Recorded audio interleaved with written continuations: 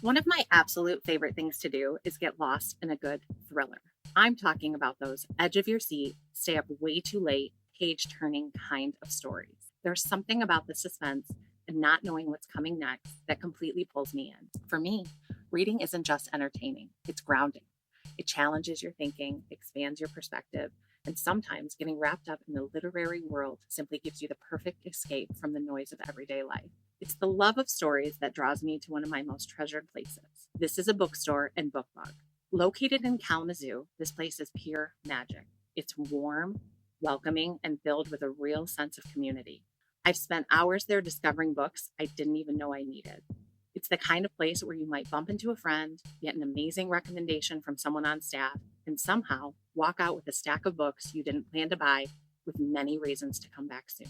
Shopping there is nothing like buying from a big online retailer. When you support This is a Bookstore and BookBug, you're investing in something real, local, and personal. You're part of keeping independent bookstores alive, and that matters. The best part, you don't have to live in Kalamazoo to experience it. You can order online at bookbugkalamazoo.com or call them at 269 385 2847. If you're ordering for a school, they're fantastic at tracking down hard to find titles and can help build a classroom library tailored to your students or subject.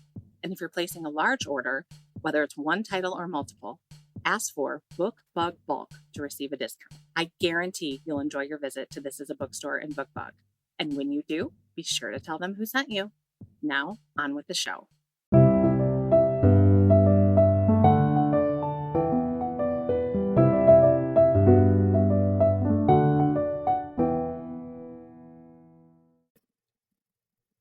This is Lessons We Forgot, and this week's episode is called The History of Teamwork. Since the very beginning of humanity here on Earth, people have always worked as a team.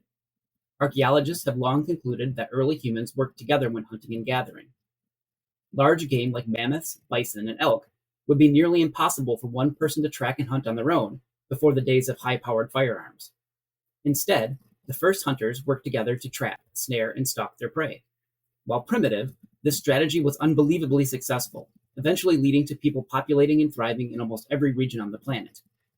After the invention of agriculture, when humans all over the globe traded their spears for plows, teamwork continued to be just as important. John Deere was nowhere to be found in these early farming communities, so people had to work together to build and maintain irrigation systems, plant crops, and to harvest whatever they were able to produce. Ancient Egyptian wall paintings show massive groups of farmers, including men, women, and children, all pitching in during the harvest. There's even evidence that musicians performed in the fields to liven up what must have been very tedious work. Skipping very far ahead in human history to the Industrial Revolution, when people began harnessing the power of machines, people still worked side by side in teams, despite all this new technology. Productivity reached an all-time high, but nothing would have been accomplished without the teams of people to run the machines, feed the furnaces, and to keep the factories humming. Even today, when 75% of the workforce in the United States no longer farms or works in a factory, when the vast majority of us provide a service instead of a product, we still rely on teams. Whether you work in a supermarket, a hospital, or a law firm, whether you build cars, mow lawns, or fly a plane, you are part of a team. Of course, some people have their very own small business with no employees. They make a bespoke niche product or provide a service for unique clientele. Even then, they rely on customers, food producers, raw material extractors, and any number of other individuals who they lean on at least a little bit. In fact, the idea of a self-made man is pretty absurd when you think about how interconnected we all are. We can't accomplish anything without our families, our communities, or the generations of people who came before us who laid the groundwork for everything we have today. Teaching can be a pretty isolating profession at times. When we shut our doors and begin the lesson, it can seem like we're up there on a stage all by ourselves. Trying to convince a student to try something they aren't interested in doing, or convincing a parent that you actually do have their child's best interest at heart, even if you're using a different approach than they prefer, can leave you feeling lost and alone. Late night grading sessions and prepping for big projects can also make it seem like it's just you against the world. But we're not doing this alone. From the very beginning of your teaching career, you have had people leading you down the right path, supporting you on your teaching journey, and walking next to you stride for stride every day. Our unique and diverse students require a wide variety of adults here at school to meet all of their needs. You probably won't win over every student in your class. And even if you develop a new relationship with one new student every day, At my school, you'd still fall far short of making connections with all of them by the end of the year. It takes a team at your school, just like everywhere else. You will never know which adult in the building will be the one that convinces a student to come back to school the next day. You will never see all of the connections that are made behind the scenes or between classes that make the difference for a student. No matter what our official jobs are here, any one of us can be the one that makes a difference for that one student. But you can't save them all. You won't be everyone's favorite. You won't always have the answer. You need us. We all do. From the very beginning, humans have needed one another. We still need one another.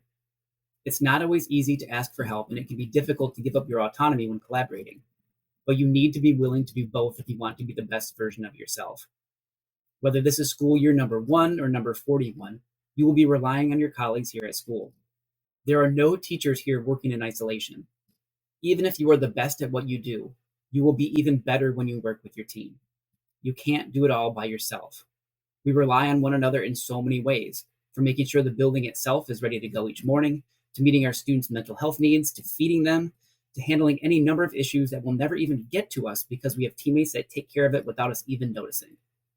It's absurd to think that any of us can do this on our own when you realize how interconnected we all are. We couldn't accomplish anything without the people who laid the groundwork for our success today.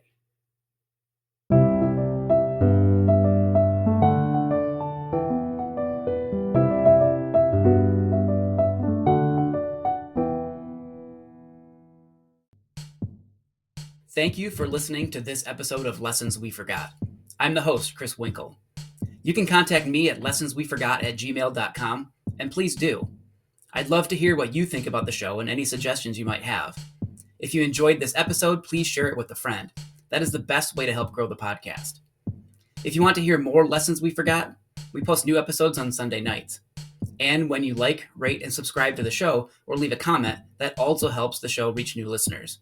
If you really hate ads like me, I do have a Patreon site, patreon.com/lessonsweforgot. For only $1 a month, you can get the show without ads. I'm offering a free trial right now, so go check it out and see if it's something you'd be interested in. Thanks again for your support.